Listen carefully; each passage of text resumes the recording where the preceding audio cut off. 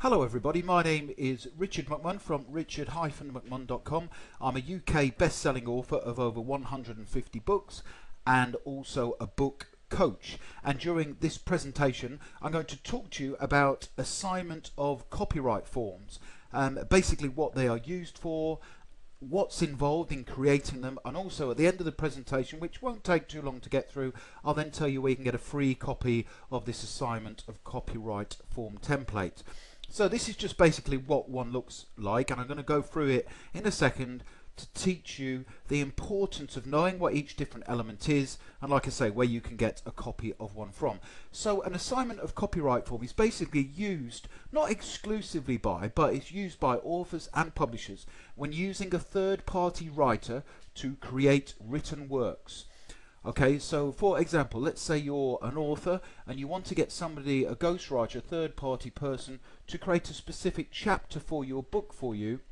It's important that before you hire that person, that ghostwriter, you make sure that they are willing to sign an assignment of copyright form. And that basically means that once they finish the work and you're happy with it, you need to get them to sign this form, which gives you the full copyright. Okay, because if you don't do this, it doesn't matter whether you pay them a fee for their works, unless they sign the assignment of copyright form, which basically transfers their intellectual property to you. They can come back to you at a further date and request royalties from you, or even reclaim the copyright to the written works. So it's very important that you get this form put in place.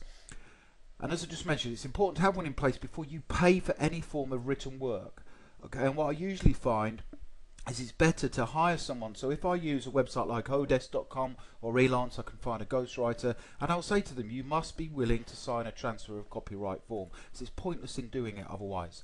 Okay, now make sure you check with the author of the work that he or she are comfortable with signing such a form before you commission them to carry out any work for you. Do not give them any money at all until this form has been completed.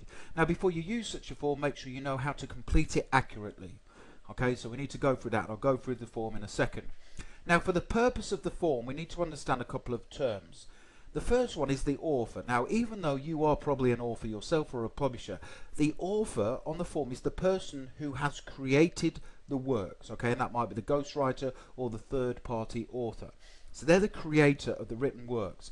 And the assignee is the person whom the copyright is being transferred to. So let's say you're an author and you're paying another author to do works for you, written works, where you say a chapter or an entire book, then you are the assignee. So you're receiving the copyright. I hope that makes sense. It's important to understand that. Okay, so let's take a look at a form. Okay, so let's take a look at an assignment of copyright form, and I'll tell you where you can get a copy of this for free in a second once I've been through it. So you can see at the top it clearly states assignment of copyright. This assignment of copyright, the assignment is made and entered on, and you see the date is put in there. Make sure you write the full date in. Don't do it abbreviated, say 2001-2015. Make sure you put the full date so it's clear. And that's the date that the form has been created and the assignment is being transferred to you, the assignee. Now you'll see there it says by and between. The author, now the author is the person who has created the works and you are the assignee. So you've got the X's there on the form. I've put the X's in, and all you would do is you would put their name. So put the author's name and then put the assignee, which is you, your name. It is okay to also put a company there. So if the copyright is being transferred to a company, that's absolutely fine. And it says there collectively, for the rest of the document, this will be referred to as the parties. Whereas the author is the sole creator and owner of. And where I've put there X, you will need to put the title of the works. And that's important. Let's say that they have just created one chapter for your book. So you would own the intellectual property to the entire book apart from this one chapter. It's important that you state in there what the chapter is called. And it doesn't matter how much text you take up in using those X's, but make sure you're clear about the specific work. The author wishes to assign his or her copyright to the assignee. Don't forget, if you're paying for the work, you are the assignee. Now, therefore, for valuable consideration, receipt and sufficiency, of which I hereby acknowledge, the parties agree as follows. So this is the crux of it. The assignment, okay? First one is the assignment. In consideration of, and that's where you would put in the name of the works, by the assignee to the author. The author hereby assigns, sells and transfers to assignee all of his or her rights, title and interest, and to the work including but not limited to 1. All rights under copyright for the full legal term of copyright on all renewals, extensions, etc. Okay, so they're also saying in number 2, all income and royalties or claims relating to the work due on or after the date of the assignment. So if they've received any money prior to that date, they can keep that. But from the date of the agreement, this is when you will be owning the works. But hopefully, this is a fresh piece of work that they're creating for you, and they haven't made any money from it. Author's representations. Okay, so the author is the person who's created the work. The author represents and warrants that he or she is the sole creator and owner of the work, and they have the right to all of the work and to sell it to you. So that's important. Okay, so that's their representations. This covers your backside. It basically covers you the fact that they are saying they own all the work. Because then if somebody comes back to you, once you've got the copyright and this form has been signed, and then someone comes to you and says, actually, I own the work, you have got this legal document which you can then go back to the author to take up the issue with them. Further assurances. The author will cooperate fully to do all such further acts and things and execute or sign any further documents as required. Okay, so they're giving you further assurances. Binding effect is basically, this means that it's a binding document. Okay, a binding document.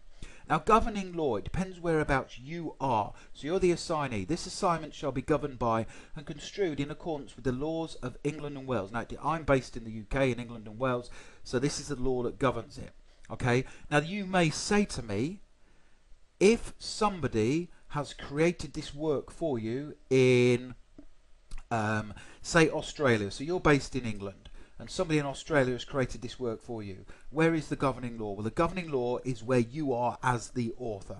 Okay, so you're assigning it to you in your country, not where they are. In witness whereof, the parties have caused this assignment to be executed the day and year first above written. Okay, and then you sign it. Okay, sign the copy, make sure it's dated and signed, give them a copy, and you have a copy for yourself too. And what I would also recommend that you do is that you send a copy via email.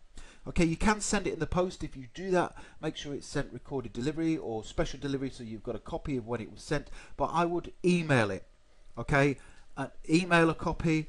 You can also get them to e-sign it if you want to, but have a copy, have a proven track record with the author that this has actually taken place. So you'll have your signed copy put into position.